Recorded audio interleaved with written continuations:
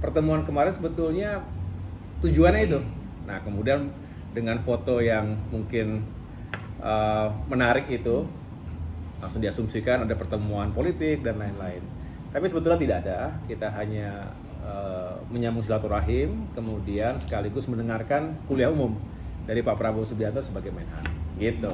Mas, tapi kenapa yang hadir, maksudnya 4 kementerian ini mungkin ada kedekatan tersendiri kah atau seperti apa? Karena kan kita lihat menteri-menteri yang lain nggak hadir gitu, nggak ikut dalam pertemuan. Iya, jadi memang Pak Prabowo mengundang secara khusus yang tergabung dalam Koalisi Indonesia Maju. Jadi bukan hanya ada sebetulnya yang mungkin tidak terlihat di foto, ada ketua umum partai lainnya, termasuk selain Pak Erlangga, Ketum Golkar, Pak Zulhas, Ketum PAN, saya sendiri, Ketum Demokrat, kemarin juga ada Ketum Gelora, Pak Anies Mata, kemudian ada Pak Feda Sabana ya, Partai Garuda. Kemudian ada Mas Kaisang, PSI, Ketum PSI. Jadi sebetulnya memang diundang karena Kim ini kan yang dianggap akan mengawaki pemerintahan 5 tahun mendatang.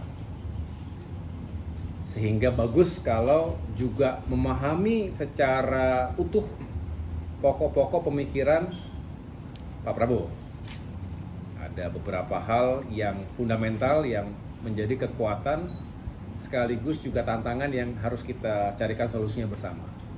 Sebetulnya di sana. Jadi kalau ada yang kemudian mempersepsikan sebagai pertemuan politik ya karena kebetulan itu ketum-ketum partai yang kebetulan juga beberapa saat ini menjadi atau bagian kabinet begitu ya. Tetapi sekali lagi itu tujuannya untuk menghadiri kuliah umum beliau.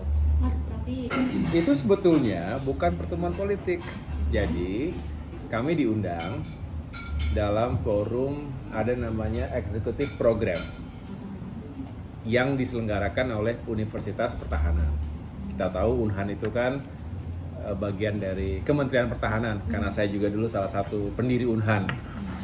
Dan ketika ada forum eksekutif program tersebut adalah kuliah umum, semacam kuliah umum dari Menhan, Pak Prabowo Subianto sebagai Menhan di situ.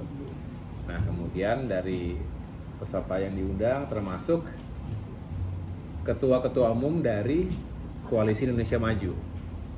Ya karena yang disampaikan oleh beliau itu temanya adalah transformasi menuju Indonesia Emas 2045. Artinya visi gagasan besar beliau yang bagus untuk diketahui oleh banyak orang.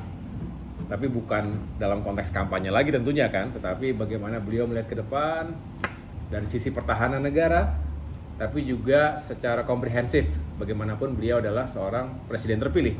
Jadi tentu aspek pertahanannya kuat, bicara sejarah perang dan damai, bukan hanya Indonesia, tapi kemarin dibahas itu sejarah dunia. Ada negara yang maju, hebat, kemudian bisa jatuh. Karena pertahanannya tidak kuat. Karena tidak mandiri, tidak berdaulat. Baik dari sisi militer, ekonomi, termasuk pangan, energi, dan sumber daya lainnya.